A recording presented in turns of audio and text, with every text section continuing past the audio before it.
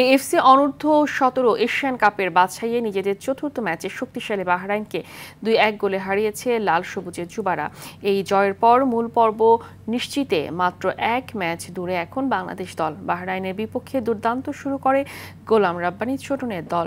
ম্যাচের 20 ও 28 মিনিটে দুটি সুযোগ কাজে লাগাতে পারেনি ফরওয়ার্ড রিফাত কাজী। ম্যাচের 59 মিনিটে বাইজিতের গোলে এগিয়ে যায় লাল সবুজের যুবারা। 72 মিনিটে মানিকের শট জালের ঠিকানা খুঁজে পায়। 85 মিনিটে এক গোল শোধ করে ম্যাচে ফেরার চেষ্টা করে বাহরাইন, কিন্তু শেষ পর্যন্ত প্রতিপক্ষকে আর সুযোগ দেয়নি বাংলাদেশের যুবারা। 2-1 ব্যবধানে জয় নিয়ে মাঠ ছাড়ে টাইগার যুবারা। 30 নভেম্বর স্বাগতিক চীনের বিপক্ষে মূল পর্ব নিশ্চিতের ম্যাচে মাঠে নামবে বাংলাদেশ।